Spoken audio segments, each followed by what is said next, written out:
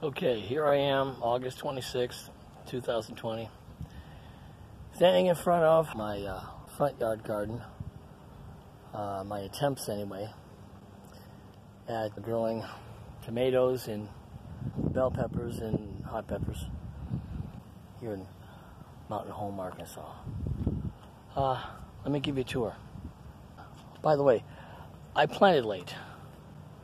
Being a novice, I thought it might be okay to plant late.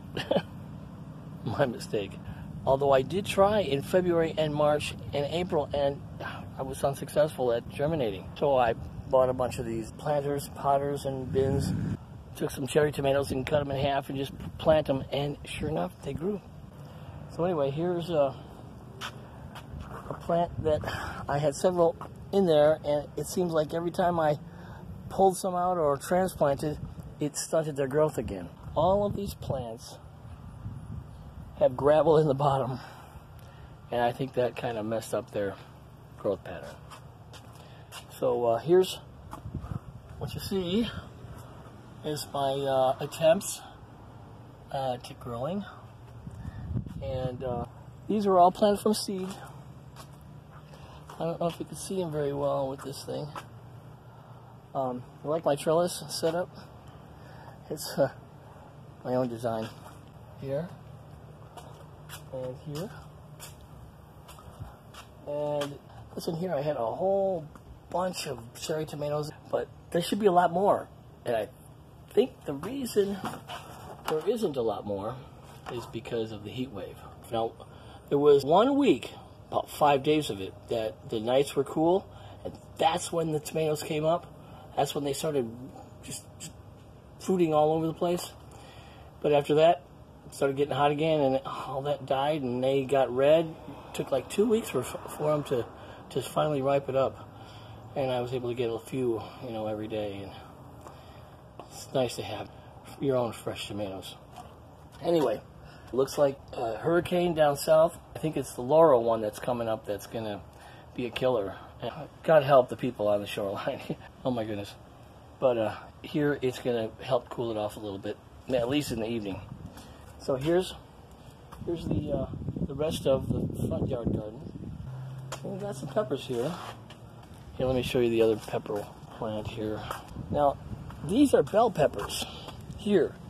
And the only one that's actually growing here. I finally got one bell pepper plant, one bell pepper that's finally growing. Part 2 is in the back. Let's go on over there. Tell you what, we'll do a time lapse thing here. That's my little raised beds. Another little mistake I made is they're too shallow. They should have been at least 20 inches up there, so I could have at least 18 inches of dirt. The tomato plants are flourishing. The new seeds are coming up, but my cucumber plants just withered and died. That kind of blows my mind. And I had squash plants here. They were doing so well, as you may notice in other videos. They were just hardy.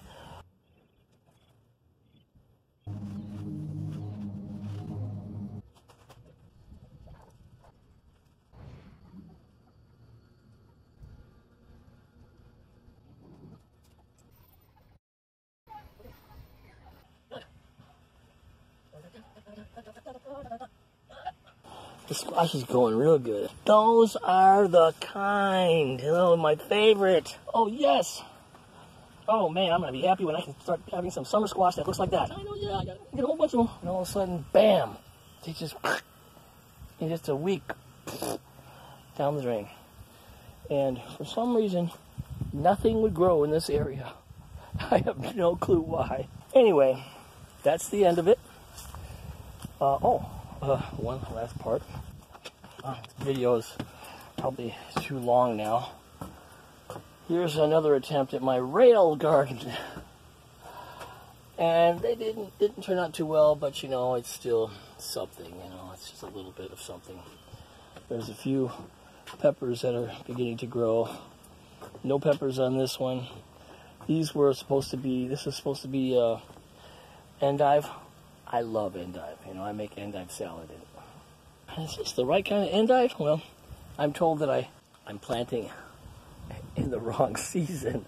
I should be planting endive now for the cooler season. More endive. So that's it. It's a nice little area, as you can see. And until next time, talk to you later.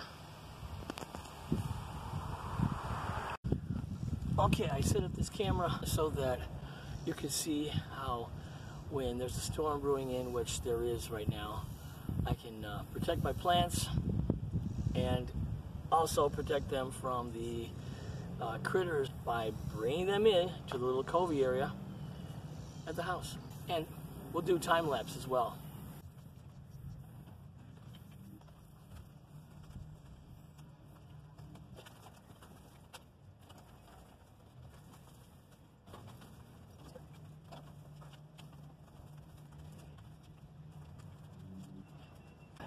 Is that cool or what? Look at that. I got it all tucked in there. On wheels. Now, my biggest mistake was, obviously, I should have used 5-gallon buckets, even 6 or 7-gallon buckets, because the roots have to go deep. At least 18 to 20 inches deep. So, you live and learn. No lesson is a failure. So anyway, here it is, and you'll notice something here, that I've got buckets of water.